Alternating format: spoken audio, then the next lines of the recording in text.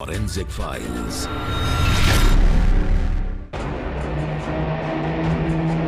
Car highway पर थी।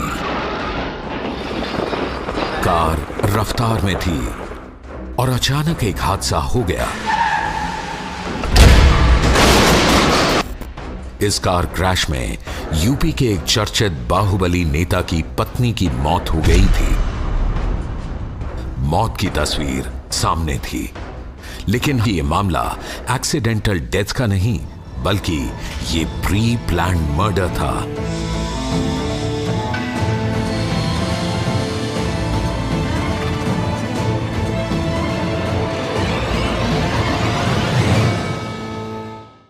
मैं इस वक्त एक गैराज में खड़ा हूं क्योंकि आज की कहानी का एक अहम किरदार एक कार है। वो कार जिसमें एक बाहुबली नेता की बहू की मौत हो गई। फॉरेंसिक इन्वेस्टिगेशन से पहले आइए देखते हैं इस कार हादसे की कहानी। हाईवे पर अक्सर तेज रफ्तार गाड़ियों के हादसे की खबरें सामने आती हैं, लेकिन यूपी के नेशनल हाईवे नंबर 2 पर जिस कार एक्सीडेंट की सूचना पुलिस के पास पहुंची वो मामूली नहीं थी। इस हादसे की चपेट में यूपी के एक बाहुबली नेता का परिवार आया था। एक्सीडेंट हो गया? कहां पर? एक्सीडेंट की खबर मिलते ही पुलिस एक्शन में आ गई। पुलिस जब मौके पर पहुंची तो वहां हादसे की चपेट में आई कार खड़ी थी। कार में सवार लोग अस्पताल जा चुके थे। एक्सीडेंट साइट पर जो कुछ भी है सब कुछ सील कर दो। आप थोड़ा पीछे रहिए। चलिए थोड़ा पीछे चलिए। हादसे के बाद कार में अचेत पड़ी महिला को उसका पति पास के ही एक हॉस्पिटल में ले गया था। हाँ एक्सीडेंट हो गया है। बदहवास हालत में दिख रहा महिला का पति घर वालों को एक्सीडेंट की जानकारी दे रहा था, लेकिन कुछ देर बाद ही एक और बुरी खबर मिली। डॉक्टर ने बताया कि एक्सीडेंट में महिला की मौत हो चुकी है। सब कुछ चंद घंटों में हुआ।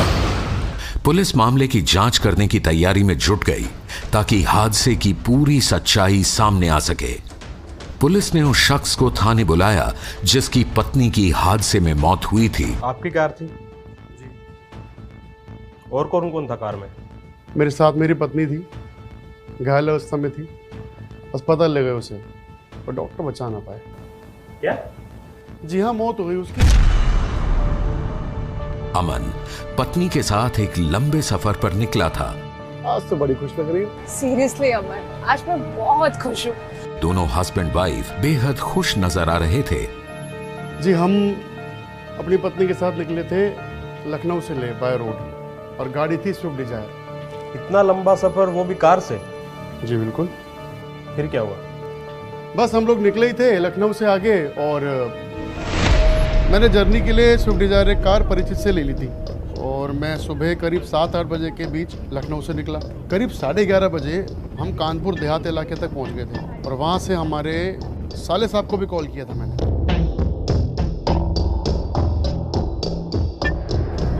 खुलिए भाई, पानी पियेंगी? अरे तुम्हारे भाई को तो बताना भूल गए कि हम निकल चुके हैं, ताकि वो भी निश्चित हो जाए ना। लगाएं फोन।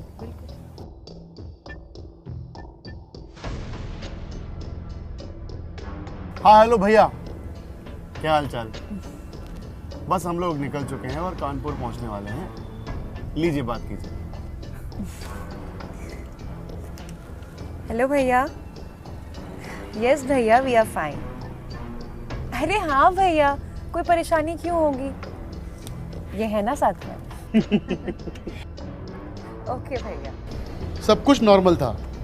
हम सिरसागंज NH2 पर खड़े थे, गाड़ी भी ठीक ठाक चल रही थी। ठीक उसी दौरान अचानक एक बच्ची साइकिल से बीच सड़क पर आ गई, और फिर एक्सीडेंट में वाइफ को बहुत चोट लगी थी। मैंने वो कुछ लोगों की मदद से वाइफ को कार से बाहर निकाला।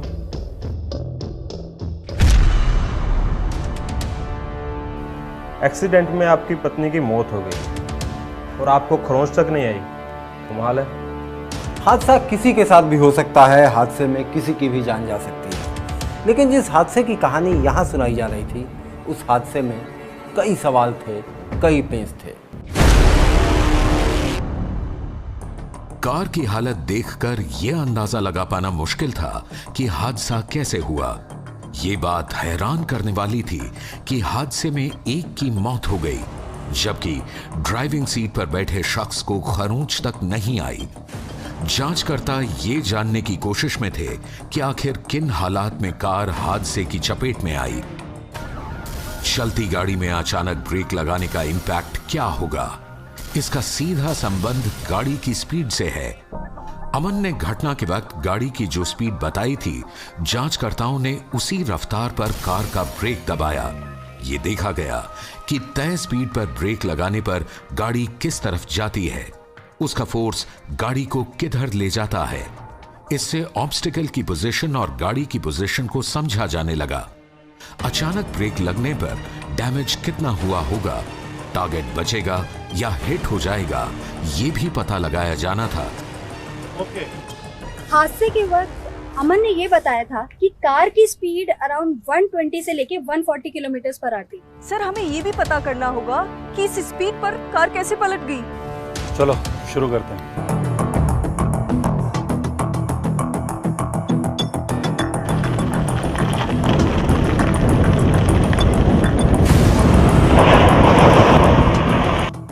गाड़ी की स्पीड और ब्रेक टेस्ट हादसे की घटना पर कई सवाल खड़े कर रहे थे।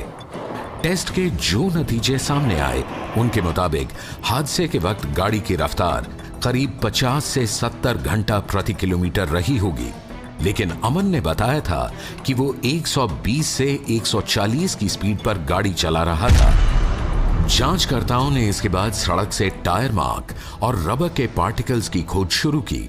इसकी एक बड़ी वजह थी, तेज रफ्तार गाड़ी में जोरदार ब्रेक लगेगा तो गाड़ी का टायर रोड पर घिसटता जाएगा और टायर के पार्टिकल्स रोड पर जरूर मौजूद होंगे। जांचकर्ताओं ने टायर के ट्रेसेस को खोजना शुरू किया।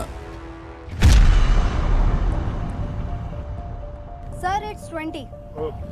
लेकिन जिस जगह अमन ने गाड़ी स्किड होना बताया था, वहां रबर के ट्रेसेस नहीं मिले। गाड़ी जहां मिली और गाड़ी को जहां फिसलना बताया गया, वहां के हर टायर मार्क्स की जांच की गई, लेकिन जांचकर्ताओं को ऐसा कोई सबूत नहीं मिला जिससे ये साबित हो पाए कि गाड़ी तेज रफ्तार से आते हुए एक निश्चित दिशा में एक्सीडेंट कर गई और उसमें सवार एक महिला की मौत हो गई। जांचकर्ताओं ने पुख्ता जांच के लिए टायर के लैब एनालिसिस का फैसला किया। एक्सीडेंट वाली कार के टायर को लैब ले जाया गया। टायर के मटेरियल लॉस का परीक्षण शुरू किया गया। यह देखा जाना था कि क्या वाकई इस टायर पर ब्रेक लगाया गया था या नहीं, और क्या वाकई गाड़ी स्किड हुई थी या नहीं। जांचकर्ताओं को एक जगह पर भी मटेरियल लॉस के सबूत नहीं मिले, यानी गाड़ी का टायर इतनी फोर्स के साथ रोड पर स्किड नहीं हुआ। सर, इस टायर से कुछ भी मटेरियल लॉस नहीं है।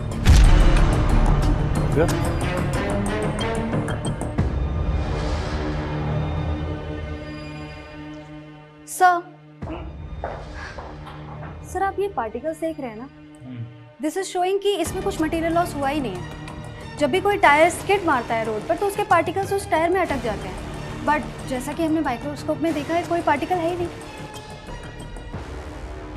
ड्राइवर का नेचुरल ब्रेक रिएक्शन मैच नहीं हुआ, टायर के ट्रेस मटेरियल नहीं मिले, गाड़ी की स्पीड और फोर्स मैच नहीं हुए।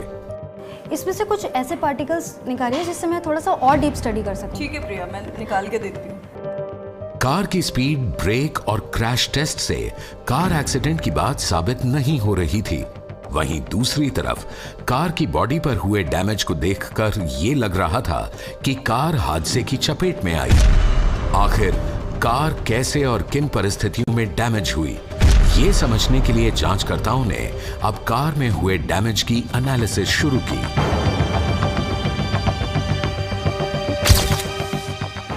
कार के बाहरी हिस्से में जिन जगहों पर टूट फूट और स्क्रैच के निशान थे, जांचकर्ताओं ने उन तमाम हिस्सों को जांचना परखना शुरू किया।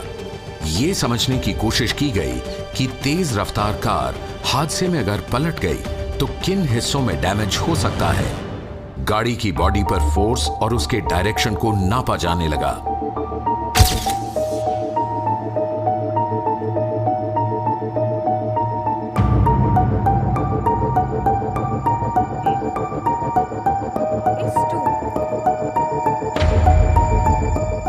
आमतौर पर जब किसी कार का एक्सीडेंट होता है तो उसका एक हिस्सा ऐसा होता है जिस पर सबसे ज्यादा डैमेज होता है, लेकिन इस कार के साथ अलग अलग जगहों पर डैमेजेस हैं और सबके फोर्स ऑफ डायरेक्शंस भी बिल्कुल अलग हैं। लेकिन ये कैसे हो सकता है सर? गाड़ी एक साथ कई जगहों से बाहरी ऑब्जेक्ट से टकरा जाए। एंड इन फैक्ट सर, सबसे इम्पोर्टेंट बात यह है कि जो इसका फोर्स ऑफ डिस्ट्रीब्यूशन है वो भी सेम नहीं है। इसका मतलब कार एक्सीडेंट की जो कहानी हमें सुनाई गई वो झूठी है। कार का एक्सीडेंट हुआ ही नहीं। राइट सर, लगता तो यही है। जांचकर्ताओं ने कार एक्सीडेंट की थ्योरी को सिरे से नकार दिया, लेकिन सवाल ये था कि अगर एक्सीडेंट हुआ ही नहीं तो महिला की मौत कैसे हो गई? क्या ये मौत एक्सीडेंट से पहले हुई या फिर एक्सीडेंट के बाद हुई? अब ये पता लगाया जाना बाकी था। जांच में जुड़े फॉरेंसिक एक्सपर्ट ने कार के अंदर बायोलॉजिकल ट्रेसेस की तलाश शुरू की। ये समझने की कोशिश हुई कि एक्सीडेंट होने के बाद गाड़ी पर शरीर का कौन सा हिस्सा कहां लगेगा और कहां कहां चोट आ सकती है। कार में जहां शीशा टकराएगा वहां शरीर के कुछ टिश्यूज जरूर मौजूद होंगे।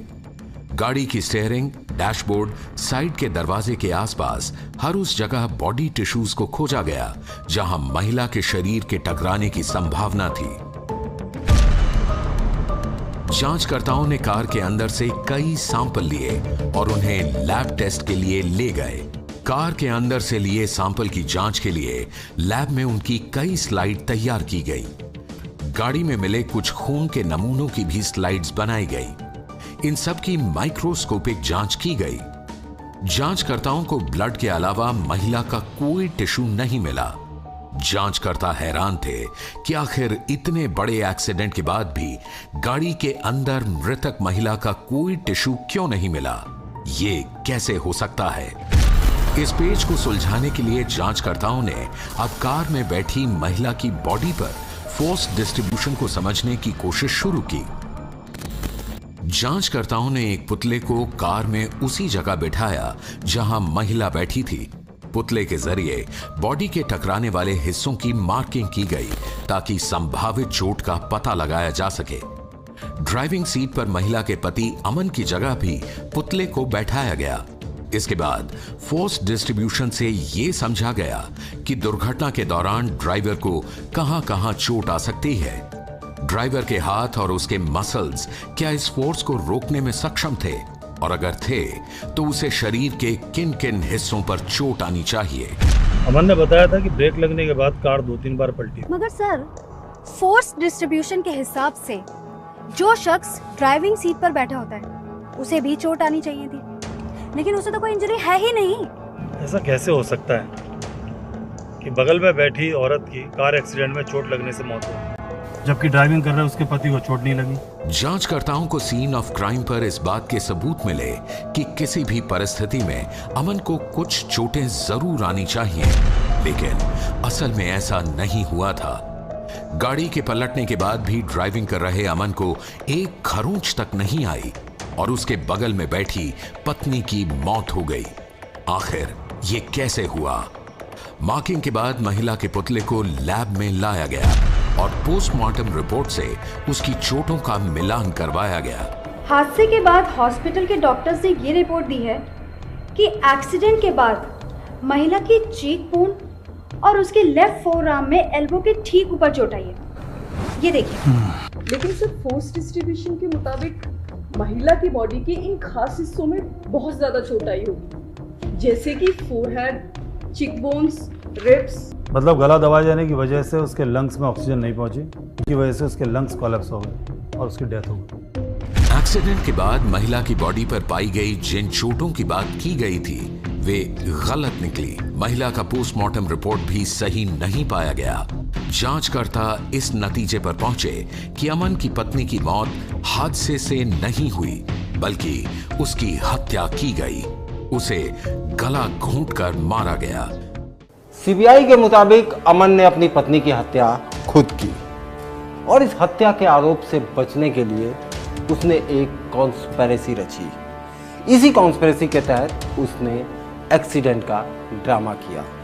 लेकिन आखिर उसका मोटिव क्या था, ये समझने के लिए जांच अधिकारी अब एक नई कवायद करने वाले थे। अमन ने लव मैरिज की थी, लेकिन इस शादी की बात को वो सोसाइटी से छुपा कर रखना चाहता था। अपनी वाइफ को वो सीक्रेट की तरह रखना चाहता था। ये बात उसकी वाइफ की मां ने बयान में दर्ज करवाई है। अमन की जो बीवी थी वो इस बात से बेहद दुखी थी कि उसकी शादी को समाज से छिपाया जा रहा था। जब उसने यही सवाल अमन से किया तो अमन ने उस पर हाथ उठाया और उसके साथ मारपीट की। और हमें ये भी पता चला है कि जब अमन की बीवी ने उससे डिवोर्स मांगा तो वो उस पर भी राजी नहीं हुआ।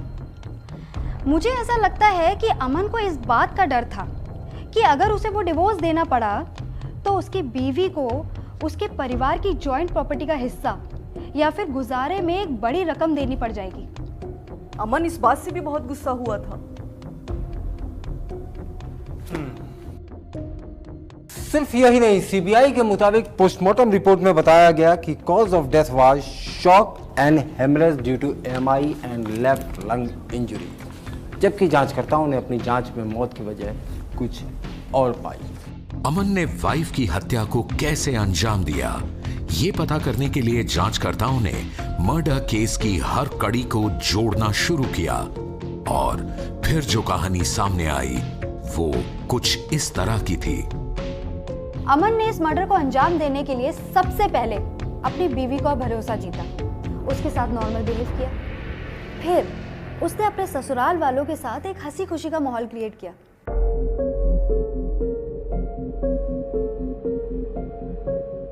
जब सब कुछ नॉर्मल होने लगा तब जाकर उसने इस मर्डर को अंजाम दिया है। अमन ने अपनी वाइफ के साथ घूमने का प्लान बनाया।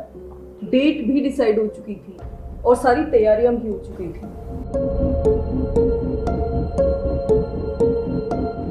और वो स्विफ्ट डिज़ायर कार जिसे अमन ने हत्या में इस्तेमाल किया, वो कार अमन ने अपने किसी परिचित से मांगी थी, जबकि उसके पास कई महंगी गाड़ियां थी। अमन पत्नी को लेकर सुबह करीब 8 बजे लखनऊ से निकला और 11 बजे वो गाड़ी चलाता हुआ कानपुर देहात इलाके में पहुंच चुका था। यहां तक सब कुछ ठीक ठाक था।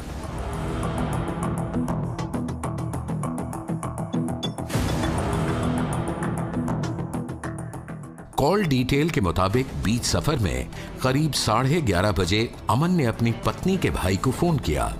फोन पर यह जताया कि सब ठीक है। यस भैया, वी आर फाइन। अरे हाँ भैया, कोई परेशानी क्यों होगी, ये है ना साथ में। ओके भैया, सी यू सून, बाय। यहां तक तो ठीक था, लेकिन इसके बाद अमन ने अचानक अपना तेवर बदल लिया। उसने सुनसान सड़क पर कार खड़ी की और पत्नी को बुरी तरह मारना पीटना शुरू कर दिया। अमन यही नहीं थमा, उसने रस्सी नुमा किसी चीज से पत्नी का गला दबाकर हत्या कर दी।